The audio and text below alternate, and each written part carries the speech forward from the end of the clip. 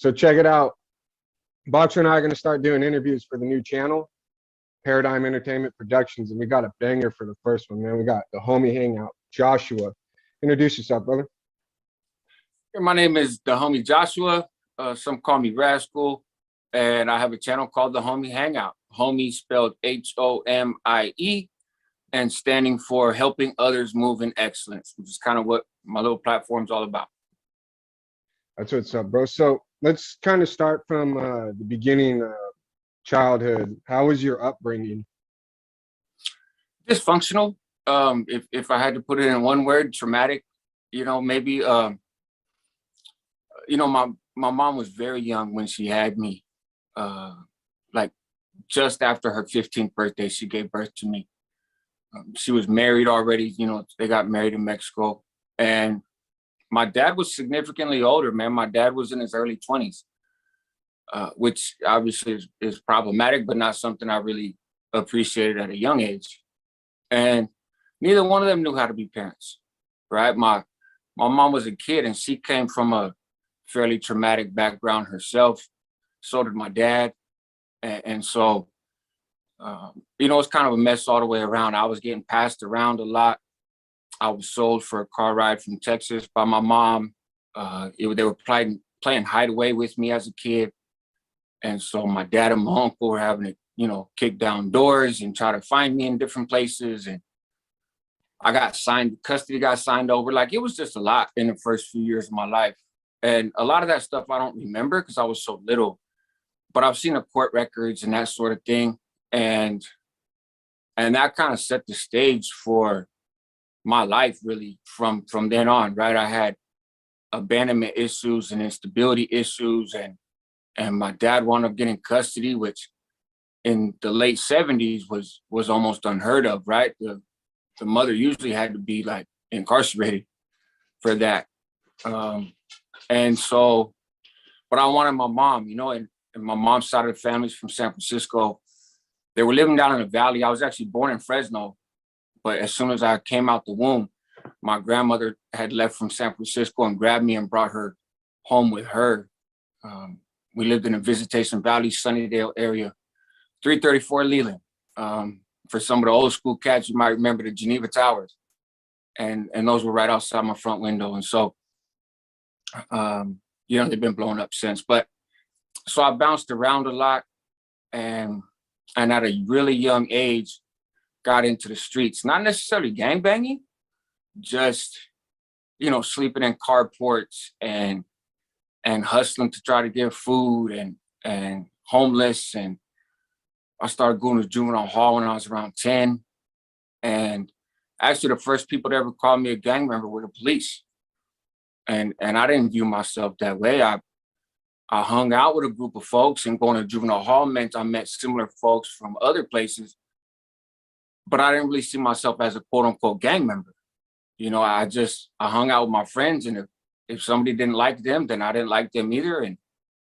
And they looked out for me and gave me places to stay and bought me food. You know, I have one distinct memory. On Market in San Francisco, there used to be a Wendy's, and Wendy's used to sell these little chili cups for like $1. And I was hungry, bro. I was a little kid. I was probably 8, 9 years old. And so I had picked up a hustle, if you want to call it that, from some of the people out there, some of the homeless folks. And they said, man, just keep an eye on people. You know, when people order food in fast food places and they sit down, a lot of times they don't eat it all. And so you can kind of swoop in there because they don't throw their trays. You can kind of swoop in there afterwards and you know, get you something. So what's looking back is, you know, obviously not the ideal way to get your food, you know, eating after perfect strangers, but I was hungry, bro. And I would steal stuff, you know, but I mean, I'm a kid. I don't, you know, I didn't necessarily know how to sell stuff that I sold and that I stole, and I wasn't able to steal really fancy stuff, right? And so I was out there selling like AC adapters and you know, just random shit that I'd come across, right? I'd snatch some t-shirts.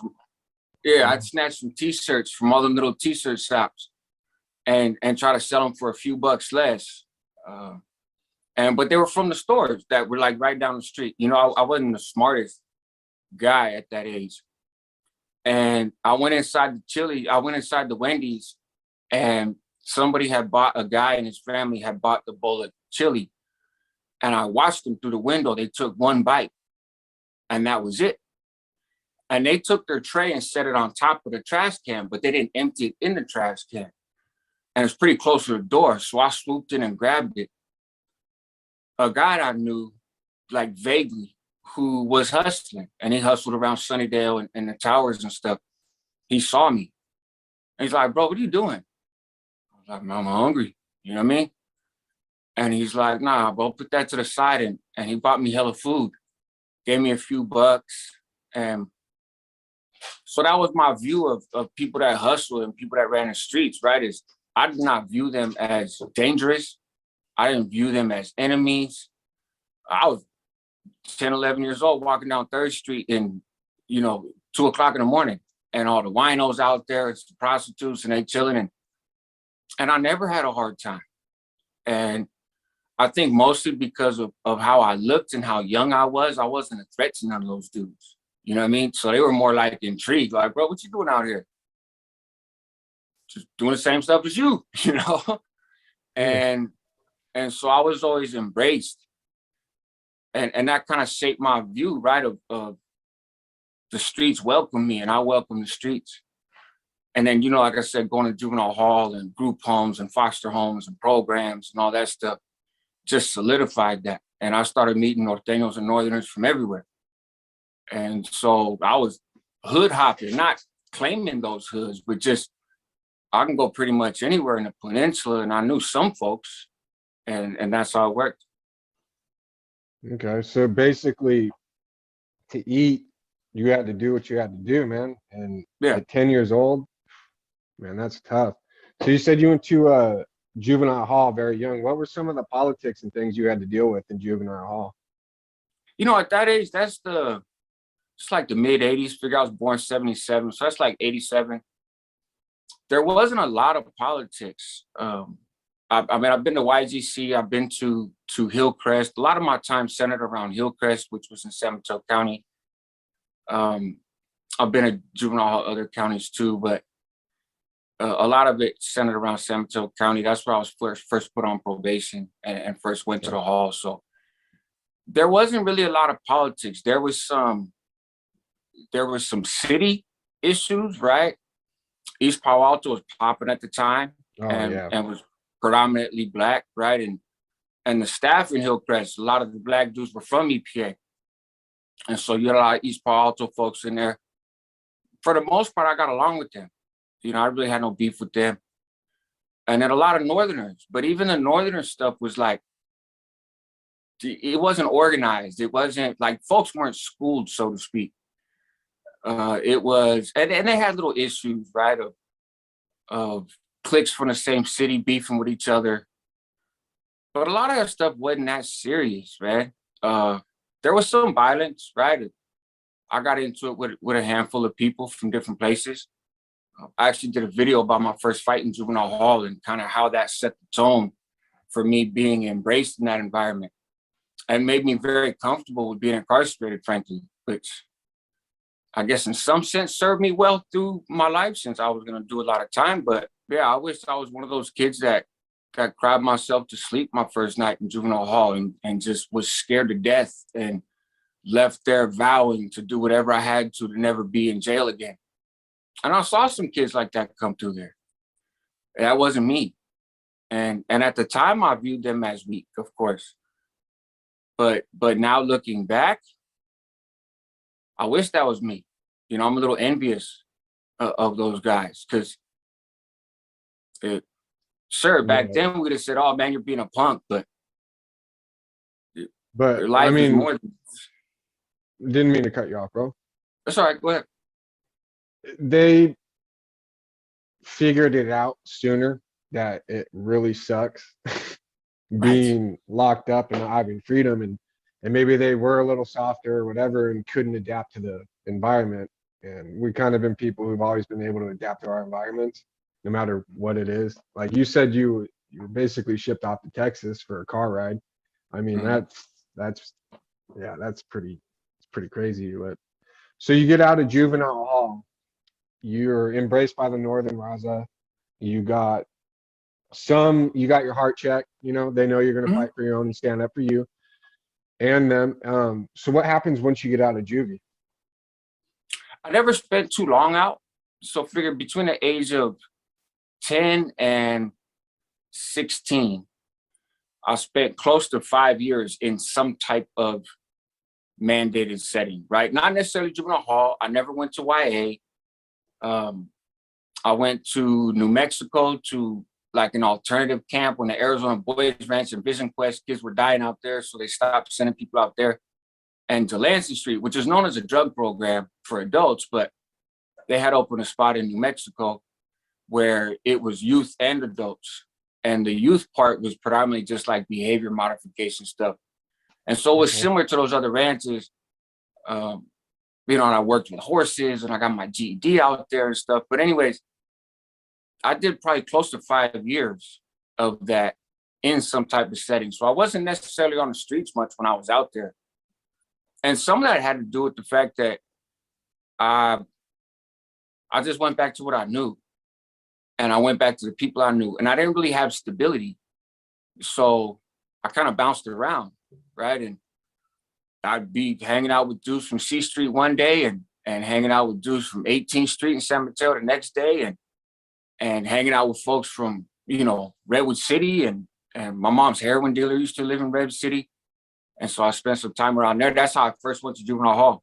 Well, the first time I really went was stealing a car, but I was in the Redwood City area because of her. And so yeah, it's no wonder that I kept going back, right? Hmm. And I met some folks in the East Bay, so I traveled over there. And so I was like basically couch surfing. I was like a couch surfing knucklehead, right? Um, and I was young and I wasn't in school. And I couldn't even go to school in juvenile hall because I'd stabbed somebody with a pencil. And so I was just out and about, and I was never the toughest dude. I was never the biggest guy. Um, I wasn't quote unquote crazy. Uh, I never turned down a fight, and I would be the aggressor at times. I didn't have no problem running up on folks, but I wasn't the guy to run around and thump his chest, right?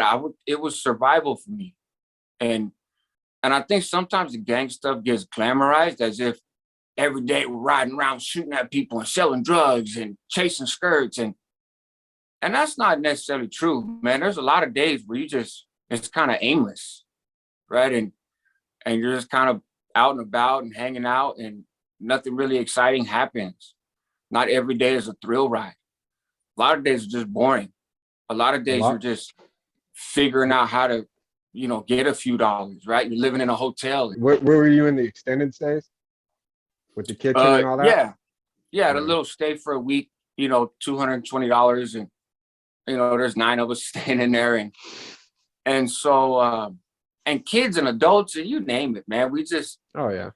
It was reckless. But the folks I hung out with at that stage, there was kind of two different groups. On one hand, you had people that were all about money. And they may rep their neighborhood or rep whatever, but their focus was money. They wanted to ball. And the crack era really, took that to another level. And then you had those that were just poor gang members, right? Like that didn't have much and tried to make the best of what we did have and but reaching, baller status was not really the goal. We were just hood dudes, man, that did hood shit. And we got into a lot of violence, but the balling thing wasn't a priority. And so that was kind of more my crowd. Um, and so money came a little bit more difficult for us, right? I mean, I hustle sometimes and other people hustle sometimes. And especially in my mid-teen years, meth was really taking off, and I was in the East Bay at that time in Contra Costa County, and so there was plenty of money to be made there. All the stuff getting cooked out on Bethel Island and stuff. So, so hopped into that stuff, but I wasn't balling, right? I wasn't running around driving brand new cars and stuff. I had little scrapers, man. And so our life was, I think, different than what it gets shown sometimes in the TVs, Okay. So you went, like you said, you were all around the peninsula, East Bay, Contra Costa County, all that stuff. And that was back in the 80s when the bikers still had all the, what they call it, crank instead of meth. In Coco County, yeah, they had it all, right? But the racial politics on the streets weren't what I experienced when I went to prison. Oh. And so it was just money out there, right? And the stuff passed through a dozen hands, so it's not like there's a bunch of people riding up on Harleys. They, so that stuff didn't come to me from a bunch of bikers on Harleys. It came to me from folks more closer to me, but it started from those groups or pretty close to those groups, and everybody knew that. And the Coco County Woods was a pretty influential group. By now we're talking mid-90s, right? I moved out there in 90, I want to say like 93, 92, 93. And the north-south stuff was popping. And everywhere I lived in Concord was a Southsider neighborhood. And so we was getting active, and I loved it, right? I was like, let's roll. And so, and a lot of those neighborhoods wound up shifting over for a while, right? And then, folks died and folks went to prison and folks overdosed. And so, now it's a predominantly Southsider town.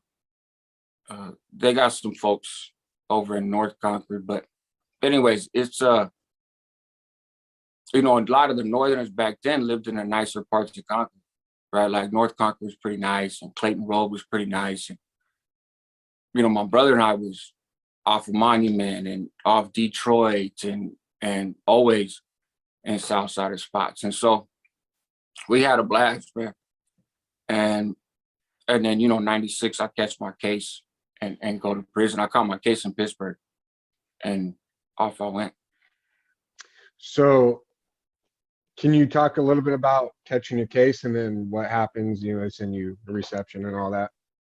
Sure. So long story short, this guy had gotten out of YA, and it was unclear if he was a Northerner or a Southerner. I wasn't convinced. He went to YA for stabbing a Northerner in the mall, but there was a lot of red on red violence. Anyways, we're hanging out at one of the homeboys' house. And that homeboy's not necessarily with the business. He'll fight, right? But one of the main reasons we hang out with him is where he lives is way off the beaten path. And it's like a county road, not even a city road. So only the sheriffs go there, and that's once in a blue moon. And his parents were cool. We can go hang out, drink in the front yard, all that other stuff. And so that was, that was a large part of the reason of kicking it over there. And his family had taken in my brother Chino before and looked after him when he didn't have anybody else. So anyways, he gets in, some girl, we were over there, my brother and I left to go hustle, and some girl brings this guy over. His name's Brian Duarte, right? Brings him over, and he starts flexing and making a mess. The youngster's like, hey, bro, this is my house. I don't mind if you kick it, but you got to be respectful. Dude from White, Brian flexes on him. And so youngster goes inside and grabs a revolver that we had given him, right? That we got off of some addict or something. And old school, like, cowboy looking revolver. But it's a 22, right? It's 22? Okay, like a Schofield or something? Yeah. And so It looks intimidating until you realize the size of the barrels like that, right? And he comes out loading it. And dude calls his bluff. And it's like, what you gonna do with that? Go ahead, shoot me. He's, man, just leave, man. Like, it ain't cool. So dude takes off. My pager, my brother Chino's pager is blown up, right? Oh, 911. And so we find out what happened, and we're like, you're an idiot. You know, like, what the hell you do that for? You don't ever pull a gun unless you're gonna use it. Well, this guy, Brian, goes off and he starts talking, and he's chirping all over, you know, East County, right?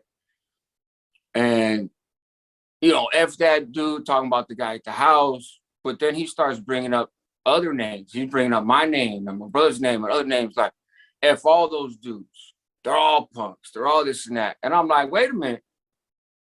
We weren't there. You know what I mean? And so it took me like a month, man. I was driving around looking for him, running up on his homeboys, like, look, bro, all this stops if you just tell us where he is, because he apparently wants funk. We'll take it, right? Couldn't find him. And on a fluke, man, because the girls wanted to go, we go to this party in Pittsburgh that I didn't want to go to. And we pull up, and we got a caravan of people with us, right? I got a bunch of guns in my car, and I got the girls, right? My brother's old lady and some other girls in my car. My brother's in the van, and he has something on him too, right? So one of the girls is like, hey, that's that dude you've been looking for. I wouldn't even recognize him. She's like, that's the guy you've been looking for. I went to school with him. That's him. And he's standing on the sidewalk out in front of the party house. And I was like, really? And so, cool. So we spin the block and make sure there's no cops there. I hop out. Dude who had the original beef is driving a van behind me. And I'm like, hey, bro, handle that. He's right there. Handle it. And give him back that same revolver, right? Because we had taken it. So give him back that same revolver. Here you go. Call his bluff. No, Rask, I mean, I'll go squab with him, but you can't, you pull the gun on him. What you gonna go beat him up now, right? For one, you probably ain't gonna beat him up. Like, and for two, that's not what we're talking about. And so, no, man, I'm cool. And I'm like, I'm not gonna stand it. I was in a Niners jersey. I was flamed up, ridiculous, right? And we're just having this whole conversation, double parked in the middle of the street with, you know, a couple hundred people out there. And I'm like, look, I'm not gonna sit here all day and draw straws. Dude's gonna catch on to something. I'm gonna spin the block one more time and make sure there's no cops posted up somewhere waiting to hit the party. And if he's still here, he's gonna get it. We spin the block, no cops, surprisingly. And I'm like, it's a gift from God. So I pulled up, hit him. I was aiming for his mouth because I'm kind of a person that's about symbolism. And so I was like, you talking all that shit, I'm gonna take your mouth out. I missed, and I got just below his jawline, took out his vocal box, hit his spinal cord. At first, he was fully paralyzed. He ended up being paralyzed just from the waist down. And still is to this day, cruising around Pittsburgh in his wheelchair. So I thought everything was good, you know, and go out of there, go to another party, almost shoot somebody over there. Like, we were on a run that night. Dude gets popped. Dude who, you know, whose family's house it was, my homeboy, he gets popped. And he's telling on me before he even hits the police station, right? And his whole family's telling on me. But I don't know this. I just know he got arrested. And so then where the man, police want to talk to you, police want to talk to you, this and that. And I'm like, man, overall, he's a good kid. His family's little middle class family. He ain't gonna make it in jail, right? Like, he's a poodle. And I've been to jail, and I'm bound to go to prison anyways. And so I went to the police station. I turned myself in because I didn't feel like it was right for him to do time for something I did when he's not really cut from that cloth. I didn't know that he was telling at the time. I didn't find out until I walked in the police station. And I gave the cops kind of a BS story at first. And they're like, man, look, we know exactly what happened. And they laid it out like they were there. They knew everything. And I was like, okay, well, yeah, about that, right? So So I took the heat for it, right? Obviously, nobody else got arrested or anything like that. And that was it. I got sentenced. I took a plea for 10 years. Sitting in Contra Costa County Jail at the time was rough because in San Quentin, the Northerners and the Coke County Woods were getting into it. And of course, Northerners had the upper hand. So they were all butthurt and then thought they could take it out on me since I'm sitting in Q module, and they wouldn't move me out of Q module. I got in fight after fight after fight after fight after fight. Fighting Woods, it was actually the black people that probably saved me in there, because after I squabbed a few times with the Woods, the blacks got at the whites and was like, look, like, dude's gonna handle his business. So you wanna keep sending people to him one-on-one, that's fine. But there'll be no jumping, there'll be no weapons, otherwise we're gonna stop him.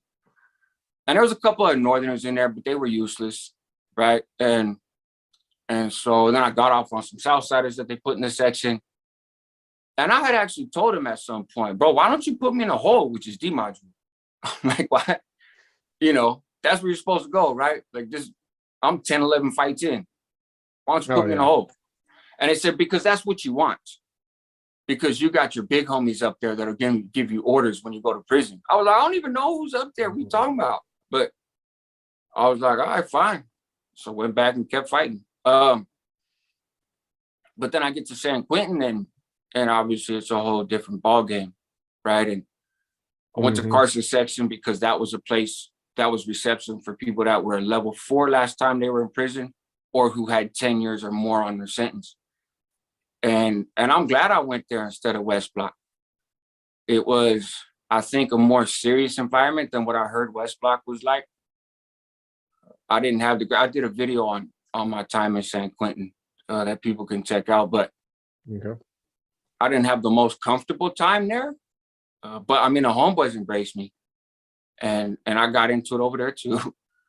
And that's why, you know, I picked up a little bit of game. Not much, honestly. There wasn't a whole lot of schooling there. But that was my introduction to prison. And it seemed like I was in the movie. The 5 tiers, the smoke in the air, little pieces of paper and string kind of floating in the air. It's so fucking loud. And I was just like, wow, in my little paper jumpsuit, my paper bag. And I had a homeboy that was doing the AIDS class that you got to go to before you go to your section. And so, you know, he gave me a bunch of tobacco, and I still held on to my stamp. So I came through with like a quarter can of tobacco and some papers and a bunch of stamped envelopes and extra roll of toilet paper, you know, that I got from when we were first in the cages. And that was it. So I've heard about the Coco County Woods and Northerners going at it all the time. So I know you got this question before, but you have a white complexion, right? Sure. Are you and a white Latin. Hispanic? Pardon me? I'm mixed, yeah. Okay, so were they looking at you on your mom's side? Okay, so yeah. Were they looking at you like, you know, you're a traitor, or you know how they do that weird, goofy? Sure. You know, no one else does. I'm sure that there was some that were thinking it, but that was not a place where it was voiced. And I remember coming back from trial when I was barely there, like one day, and I'm walking along the tier, and my cellie's right in front of me, and there's a Wood standing in front of his door, right? Standing in front of his own cell door, not like ours. And he's like, "What's up, man? How you doing?" I was like, "I'm good. How about you?" "Oh, I'm good. I'm good." And my cellie kind of chastised me back in the cell. And he's like, "Bro, we don't fuck with those dudes." I was like, "I'm not fucking with them. I just, you know, I'm just trying to be respectful." But I was naive in that I didn't realize another interpretation of what he's saying is he's like he'll look out for me. Like, "Hey, Wood, how you doing?" But he just didn't use the Wood part. But there was an assumption, I think, on his part. And I'm a new guy. "Hey, man, what's up? How you doing?" I didn't take it that way because I'm very comfortable and confident in who I am. And so I just assume everybody else knows. And so I got a little heads up then, and I realized, okay. But that was it. Other places I went to, One in particular, well, a couple actually. There was some hurt feelings, but I don't care, you know. So you hit reception. Where's the first place they send you to after San Quentin? Solano, level 3 yard. Right there in Vacaville? Is that Yeah, right? right across the street. Yeah. Yeah. Okay. So you're learning, and you said there wasn't much schooling on in San Quentin. So you land on a main line. They start schooling you now. What is it? They start introducing you to the politics. I mean, what happened to your first, like, let's just say 90 days? Sure. So they asked if I want education. And I said, yeah, of course. Now, mind you, Solano had the most Northerners on 1 yard that I ever saw in prison. Like well over 100, the vast majority of the time. And the Southerners were anywhere from, 50 to 12, 13, right? So of those people, of those Northerners in Solano, there was kind of two groups. The group that was quote unquote striving, right? That wanted education and wanted to have a place in the household, serving a role, right? And then there was those that we called stragglers, which were Northerners still, and they abided by the basic rules, right? They stayed in the north side of the yard and sat with Northerners at chow and celled up with Northerners, right? And I'm sure some of them were really with the business in the streets and probably with the business in prison too. And they were willing for the most part to get off on a large scale level, right? Like if we're going to crack with another group segment, but that was about it. They weren't going to do no essays. They didn't want to run the track and take count. They didn't subscribe to any of that. They wanted to do their time and move on. So I think everybody was probably given the opportunity to engage, but that was not an environment where it was forced, right? Other prisons, you don't have a choice. You need to get with the program. Solano was the only place I've been that wasn't like that. So, but I chose to. And so they start giving me concepts to learn and write essays. And I remember the first one I was sent was, what does security mean to you? And it was supposed to be like a 250, 500 word essay. Okay. And I got good at mini writing when I was in Quentin. And I must have wrote 1,000 words easy. And I broke down security from all different vantage points, right? Like personal security, group security, financial security, emotional security, right? Mm-hmm. And so I turned it in, and the next morning I come out to the yard and the teacher gets at me all crazy. How come you say you didn't have no schooling before? It's true. Nah, man, what are you hiding? You're hiding your status. I have no idea what he's talking about, right? Like this stuff is just, Yeah. I'm 19 years old, right? It's, what? You say you haven't got no school. I haven't, right? I haven't got no schooling in prison. And I mean, I got my GED, but I never graduated 7th grade in the traditional school system. Then how do you write all this? I mean, you asked the question. I wasn't sure exactly what you were going for, so I tried to cover all the bases, off the top of my head. You did that in a couple hours. I mean, a little bit faster, but I had to wait to be able to get it to you at night yard, So he's all like pissed off at first, thinking that I'm hiding something from him. And then sort of like, damn, this dude's sharp. But remember, I'd done a lot of time as a kid. There was a lot of reading. There was a lot of writing. There was a lot of letters. It wasn't around gangs and stuff. It was just killing time. And I read a lot. And when you read a lot, it helps expand your vocabulary. Absolutely. And it helps expand your critical thinking. And so I think that's where it came from. And I was surprised that he was surprised. So that kind of started my schooling. And I ran through all the stuff they had, man. I ran through the format and all these different concepts. And then the education kind of stopped. I did a removal, right? A hands-on removal. against the guy I really liked, actually. That's why I say, if you want to go to prison and get engaged with the politics, be prepared to hurt somebody you like because somebody you don't like told you to, you know? And so, you know, I had shown that I get off and follow directions and blah, blah, blah. But the education had stopped. And so I got at him. I was like, hey, there's got to be more. Like, I didn't just learn everything. There's got to be something else that we could work on. Something else you could teach me. And they went and they said, yeah, there is. And so they started giving me some other concepts. And that's when they gave me the format. So I run through the format and the Norteño form, the Northern format. And then I wind up getting pulled as a bro. And Okay. For those who don't know what a bro is.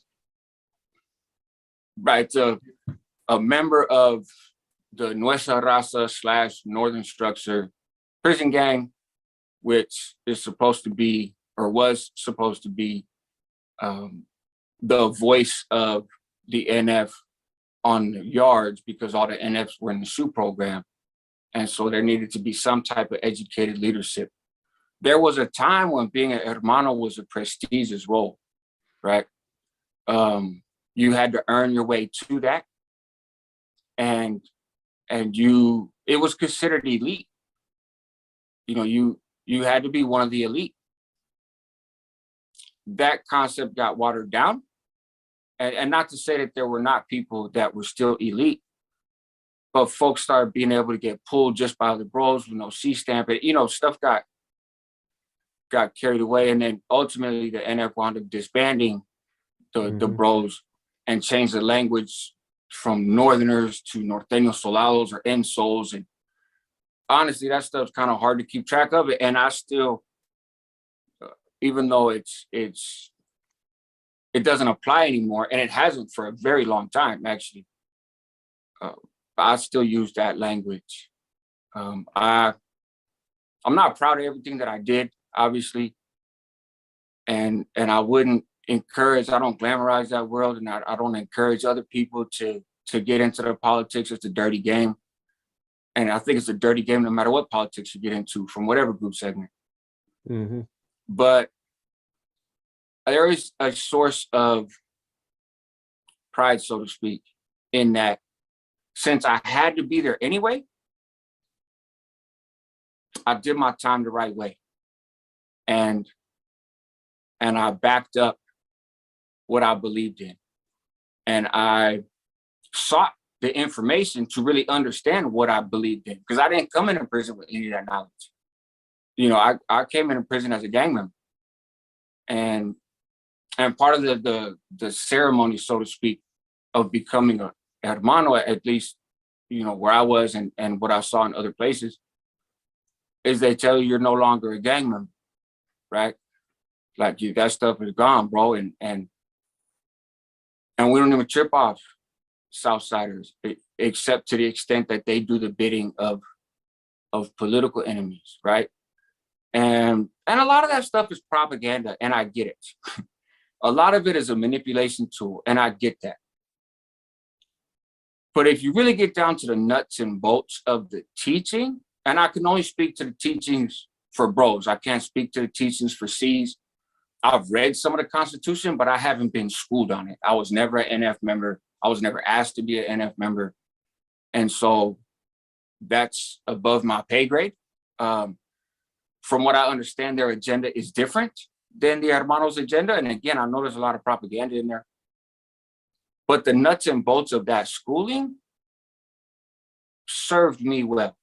And it helped me to serve others well in that environment. And frankly, some of that stuff still helps me today. I'm not pushing an agenda, and I'm not subscribing to any of that stuff or advocating for any of that stuff. But it's had some application in the way that I move in the streets, not in a gang sense, not in a set tripping sense, not in an organizing sense, but just in reaching out and helping people and trying to, you know, better the environment for folks that I care about. So it gave you some leadership qualities that you're using still today, basically. Certainly, certainly. Okay. So you go through all that, and you said you did a removal. Obviously, they send you to the hole after that, right? Where do they send you Actually, after the no. hole? Oh, they didn't? That removal, I didn't go to the hole. It was a hands-on removal, no weapon, right? Oh, okay. We get caught, of course. It's at night yard. And when we get, we get cuffed up, and when we get taken to the center complex, they're like, man, what happened? I said, I was just horseplaying. Just horseplaying with my homeboy. No, man, because, he had ran away from you and turned around and threw a radio, and you had grabbed him, and, you were throwing punches. And I said, man, you see us two walking around the yard all the time, because we were pretty cool. So I said, you see us two walking around the yard all the time, man. We were just goofing off. That's all. Got a little carried away. My bad. But that's all. And he was a little marked up, right? But he wasn't like slashed or anything. Mm-hmm. And his defense strategy was mostly to grab me by my waist and bury his head into my stomach. And he tried to lift me up a few times, but that's not, there's a size difference there. And so, anyways, they asked him, and surprisingly, he said the same thing. He's like, man, we're just horseplaying. So the COs wrote us up for horseplay and kicked us both back out to the yard. And so I come back, and I got all this tobacco and kites hooped and everything, because I was planning on going to the hole, obviously. And like, what happened? And I told him. And so that dude was going to get poked the next day, right, as a threat. You know what I mean? Because there was a removal, but he didn't go. But I did the right thing in not like, oh, man, I'll beat him up because we don't want him on the yard anymore. You're not supposed to acknowledge that kind of stuff. I was just surprised that he held his ground, too, and happened to say the same thing. It wasn't like it was pre-planned. And I clearly caught him off guard when I fired on him. So anyways, that was it. So we didn't go to the hole. And then he wound up coming out the next morning and getting at the dude that ran the yard and pleading for mercy because he was paroling in like a month. And so it was awkward, bro, because now I'm on the yard with dude, and we had gotten into it. And we used to be cool. And so that was a little awkward. We had a brief conversation and kind of went our separate ways. He's like, I know where you stand now. And that's what he was saying when I was hitting him. All right, Rascal, that's enough. I know where you stand now. You've made your point. And I'm sitting there like, I don't even know where I stand now. Like, what does all that mean? They homies just asked me to smash on you, bro. You're still figuring it out. So right. After Solano, did you hit any level 4s? Or obviously, since you continued the, I'm just going to say, indoctrination process, you're going to be asked to do things more and more. So I'm figuring you got shipped off somewhere else after Solano. Yeah, so Solano, actually Flacco from a convict's perspective, and I got into it with a couple woods, and there's a whole story behind that. But for the sake of time, we got rushed by a couple corn-fed ass white boys. And so got off with them. That time we went to the hole, right? Yeah. That time we went to the hole and came out of it, relatively unscathed.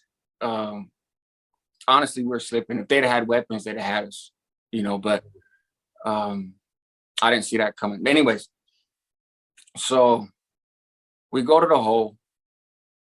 And then the dude that was running the yard was on lockdown, Northerners and whites, for a couple weeks. And I'm waiting for him to get off lockdown because I'm like, man, they're going to kick it off, right? They get off lockdown, nothing happens. I got COs in the hole walking by our cell, clowning. Man, we thought you was a brother. I said, man, I don't got no siblings in prison. They're in the streets. Nah, come on, man. We know. Like, maybe not for a Northerner, but I would have to believe the brothers would get off for a brother. Like, isn't that the rules? And I was like, look, man, like I said, I I don't have any siblings or relatives in prison, so I don't know all this brother talk. I think the Woods talk that way. But of course I know what they're talking about. And it stings, you know, because yeah, I expected there to be some givebacks. It's common sense. No. And so we finally get somebody to take off, you know, on the dude that runs the yard and get him back to the hole. And his name was Tito from Stockton, Ramon Arriaga. And so he comes back to the hole, and I tell the dudes in the hole, if he comes out to yard, because in Solano there was 2 yards. And so that we go to both, but sometimes you go to one, sometimes you go to the other. But you go at the same time, and there's a little walk alone gap between. And so I said, look, man, if he comes out to the side of the yard that I'm on, I'm gonna whack his ass. Like, I'm gonna whack him. That's because it's personal, you know? And they're like, yeah, okay. So first yard, he doesn't come out. He passes on yard. And I'm like, the dude's gonna wind up dropping out, debriefing. You know, he's done. And the homeboy said, why don't you try moving in the cell? Because, you know, you lived with him before, and you're younger, and he probably thinks that he can manipulate you. And so just try it. Fill out a cell slip. And if he signs it, go up there and handle your business. And if he doesn't, then, you know, we can't reach him. So sure, filled it out. The dude signed it. And I was like, holy shit, right? So I move up there right before, because the homeboy is supposed to shoot me a weapon. I have no weapon. I have nothing to make a really significant weapon with in my cell in the hole. But they're supposed to have razors and all that stuff, right? So I'm like, you know, shoot me something. And I'm excited. Right before the CO comes out the office and starts walking to my door, they shoot me a line, and there's a little single blade shaving razor, not a flat back, the real thin one. No handle, no nothing. From the actual from like razors, the not bits, the single yeah, bits, the right? little tiny ones like that. Yeah. So they send me that, and the bottom half is covered in clear tape. And like, here you go. I didn't even have time to secure it. I cupped it in my hand when I put my hands through to get cuffed. Like I had just gotten it. I'm like, the fuck is this? You know? And so I go up there, and the dude knows me really well. So I'm not feeling like I can hang out in the cell and kick it without giving away the fact that something's wrong, right? And he was a piece of shit now, but he was sharp, and he'd been around, you know, he was no dummy. And so he got a D number, right? He'd been around for a while. And I was like, fuck. And so I get all my stuff down, and he's talking, and he's standing right there. And I got the little razor, you know, cupped in my hand. And so I tried real quick to just cut him, right? He had a sheet folded up on his bottom bunk right there, and he threw it in the air like this. The little razor snags on the sheet, the sheet bunk, because it's just a little razor, and I could barely hold it. It snags, so I just jump on it, right, and start giving it to him. And he backs up under the bunk, and I'm just on top of him, and they come, stop, we'll spray. I'm like, I ain't stopping this shit. And so they spray. That's when I learned you don't go to the shower after you've been pepper sprayed. But yeah, between us, you know, between going to the hole and then between that in the hole, they never found a razor, right? So I didn't get the weapon charge, but then my points went up to level 4. And so I stayed in the hole there for probably like 4 or 5 months. And then I went to Salinas Valley. Okay. And I'm actually going to start a spiel today, probably, on my time in Salinas Valley. But to give you the short version, because it's going to be kind of juicy, to give you the short version, the first yard they put me on was a no good yard. You know, it was general population, so it wasn't like an SNY or PC yard. But for the Northerners, it was a trash yard. It's certain like CMC East for the whites, stuff like that. Yeah. So they put me on that yard, and they knew what they were doing, right? It was a setup. And it was so surreal right? That's only my second main line in prison.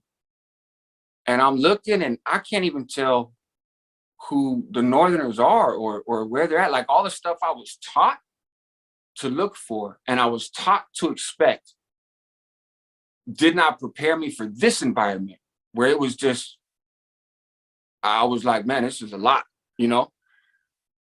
And so I'm on orientation, you know, so they put me in my cell and I got to wait like a week, 10 days. I got to wait to go to classification to actually get out the cell.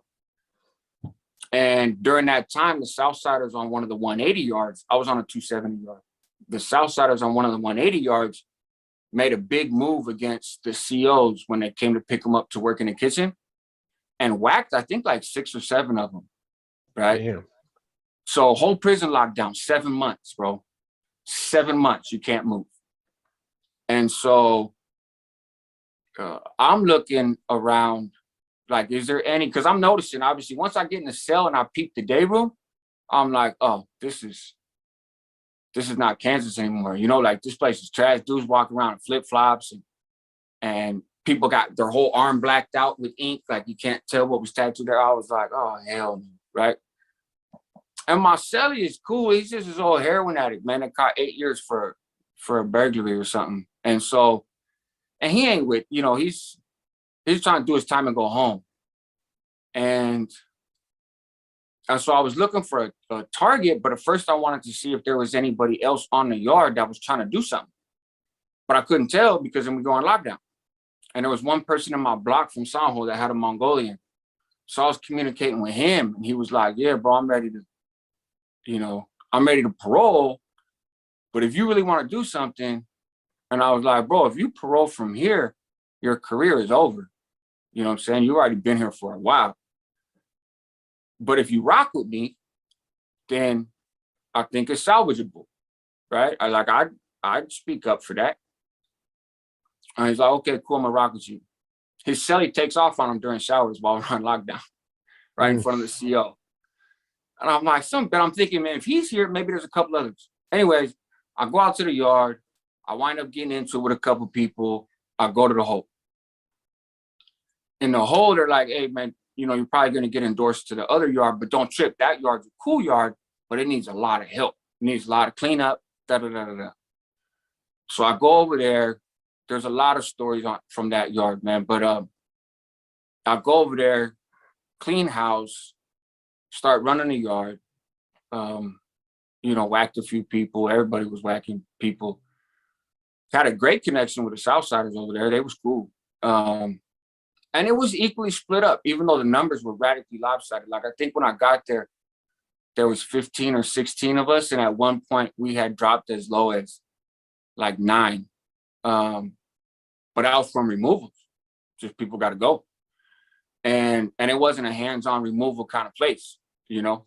Oh yeah. So many And battles. so then I leave from there and I'm a med and return case. I go to Vacaville because I have cancer. And so I got to get this surgery. I go to Vacaville for the surgery. I get the surgery. 2 days after I get there, North and South kick it off and somebody gets stabbed in J-Wing, and they hadn't had a stabbing between North and South in years. And I get the blame for it. But I had nothing to do with it. I didn't want to be there. I hated the fucking place, right? So I get my surgery. I come out, and I wind up getting validated there. And so I go sit in a hole in Vacaville for a while.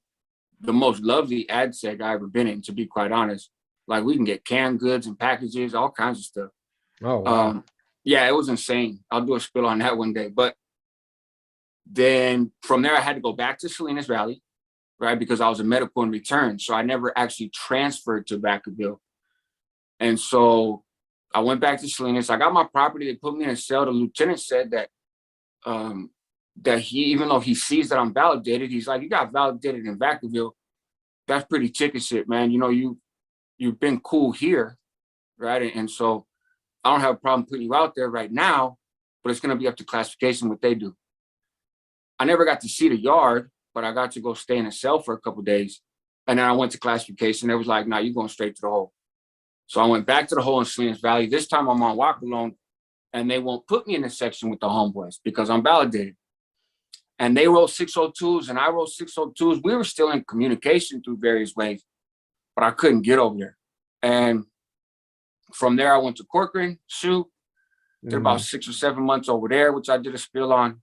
And then I went up to the Pelican Bay shoot and did the rest of my time there, and paroled December 2005. And I did a spill on that too, and my experiences with some people up there. Okay. Yeah, you guys need to check out his channel. I watched the Pelican Bay one. That's good story, man. Yeah. Good story. So you've been out since 2005? Yeah, December 2005. I went to San Quentin, and my parole officer picked me up and dropped me off at my mom's in Concord, and stayed out there for a couple of years. And I got my parole transfer to East Palo Alto, lived out there for years. Yeah. Okay. That's good, man. You've been out for 17 years almost, 16 years. Yeah. Man, yep. That's good. And then obviously you're doing what you're doing today. So just give him a little rundown on what you've been doing since, you know, I know you were doing the